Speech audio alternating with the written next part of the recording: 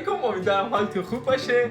توی ویدیو یوتیوبی میخوایم راجع به یک موضوع، یک مقاله جالبی، کتاب جالبی صحبت بکنیم که خلاصش اینه که تا رو فکر کردین که چرا ما اینقدر عاشق داستانیم؟ اصلا چرا یه فیلم یا کتاب خوب میتونه ساعت‌ها ما رو درگیر خودش بکنه؟ حتی یه تبلیغ جذاب اگه توش داستانی باشه بیشتر تو ذهن ما میمونه. این دلیلش یه چیزی فراتر از علاقه ساده است، فقط دوستش داریم. انگار مغز ما به صورت طبیعی طراحی شده تا داستان‌ها رو درک بکنه، همزاد پنداری بکنه، حتی ازشون برای تصمیم‌گیری‌های مهم آیندهش استفاده بکنه. امروز می‌خوایم راجع به مقاله خیلی جذاب صحبت بکنیم. Neuroscience of Storytelling دکتر پولزاک نوشتتش و این فرآیند توضیح میده. آماده این بریم دنیای شگفت‌انگیز مغز رو بترکونیم؟ بخش اولی که ما راجعش صحبت بکنم اینه که مغز توی داستانگویی چجوری پیش بینی میکنه. یکی از چیزای شگفت‌انگیز مغز ما اینه که دائما در حال پیش بینی کردن چیزاییه که ممکنه اتفاق بیفته، احتمال اتفاق افتادن داره. این تواناییه که وقتی مغز داستان میشنوه انگار به اوج این توانایی میرسه. مغز ما از دو تا سیستم عصبی اصلی برای پردازش داستان‌ها استفاده میکنه. اولین سیستم پیش بینی یا سیستم مسئول پردیکتیو سیستم که حدس میزنه اتفاقات آینده در داستان چجوری میشن. مثلا وقتی توی فیلم میبینیم که یه قهرمان داستان توی موقعیت خطرناکیه، مغزتون به خودشون میگه که آیا میتونه نجات پیدا کنه، چه کارهایی میتونه انجام بده. یه حس تعلیق و کنجکاوی داره. و سیستم پاداش مغز هم دقیقاً اینجا میاد، سیستم ریورس سیستم میاد فعال میشه و دوپامین آزاد میکنه. این همون دلیلیه که چرا یه پایان خوب فیلم خیلی حس خوبی به ما میده. مثلا داستان ساده، فرض کنید که یه کودکی داره داستان شنل قرمزی رو میشنوه. وقتی شنل قرمزی میره جنگل، مغز اون کودک شروع میکنه به حدس زدن که آیا به خونه مام بزرگ میرسه، آیا گرگ میخورتش یا چیزهای دیگه. این حس تعلیق و هیجان مغزو کاملا درگیر میکنه. اما فقط این نیست. یه بحث دیگه درگیری احساسات و اکسیتوسینه. یکی از قوی ترین دلایلی که داستان روی ما تاثیر میذاره اینه که احساسات ما هم به شدت درگیر داستان میشن.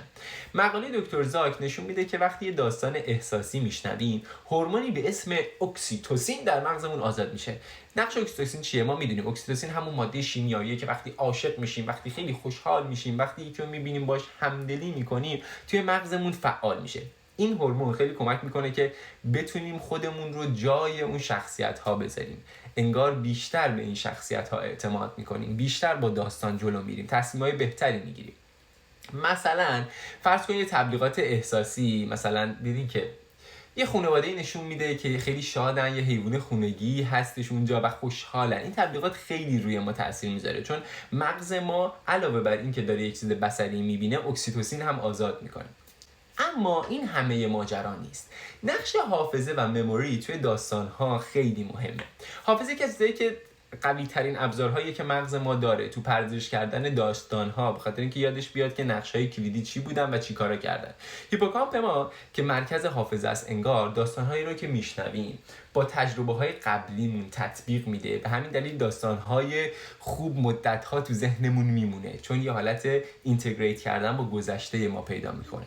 اما چرا حافظه به داستان کمک میکنه؟ وقتی داستانی رو میشنویم، مغز ما تلاش میکنه اونو به چیزی که قبلا تجربه کرده ربط بده. داستانهایی که احساسی ان یا پایانهای غیر منتظره دارن معمولا بهتر تو حافظه میمونن. چرا؟ چون قبلا چیزی توش نبوده. یه تحقیقی توی دانشگاه پریستون اگه اشتباه نکنم اتفاق افتاده، نشون میده که وقتی داستانی رو تعریف میکنیم، الگوهای مغزی گوینده و شنونده به طرز شگفت‌انگیزی مشابه هم میشه. این یعنی مغز شنونده عملا خودش رو با داستان داره همگام میکنه. یه نکته جالب دیگه توی داستان راجع به تصمیم گیری، دیسیژن میکینگه. جالب بدونید وقتی داستان ها میتونن تصمیمای ما رو هم در ادامه تغییر بدن. وقتی داستان خیلی تاثیرگذار میشنویم، مغزمون اطلاعات داستان رو به عنوان تجربه واقعی پردازش میکنه. مثلا کمپین های اجتماعی بعضی از وقتا خیلی تاثیرگذار عمل میکنن که رو این نقطه دست بذارن. مثلا کمپین های محیط زیست یا کمک به خیریه از این قدرت داستانگویی استفاده میکنن.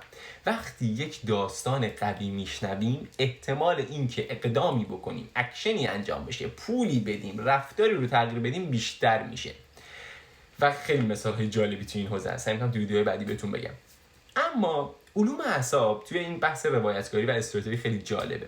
کجا کاربرد داره، میتونیم کجا استفاده بکنیم؟ نه فقط توی فیلم‌ها و کتاب‌ها، بلکه توی نورومارکتینگ، توی آموزش دادن، حتی درمان‌های روانشناسی هم تاثیرگذاره. درمان روانشناختی چجوری تاثیرگذاره؟ تو بعضی از درمان‌ها از داستانگویی برای کمک به بیمار استفاده میشه تا انگار احساسایی که هیچ وقت درک نکرده رو دوباره درک بکنه و مدیریتشون بکنه. یا حتی معلم‌ها میتونن برای آموزش دادن توی کلاساشون از این ترفند استفاده بکنن چون مغز به شدت درگیر بشه. خب امروز دیدیم که مغز ما چطوری داستان‌ها رو پردازش میکنه، پیش بینی میکنه، احساساتش رو درگیر میکنه، از حافظه و تصمیم گیری‌های گذشته برای آیندهش انگار وام میگیره و این خیلی مهمه. چیزی که میخوام تاکید بکنم اینه که داستان خوندن با که فیلم دیدن فرق داره، چون تو داستان همونجوری که گفتم شما وقت دارین که حدس بزنید ممکنه چی بشه، اما توی فیلم سریعا اتفاق میفته و وقتی ندارین که تصمیم بگیرید. پس خلاصه بحث چیه؟ داستان بخونید. دمتون گرم ویدیو رو دیدین، سابسکرایب، لایک یادتون نره، کامنت بذارید. مرسی.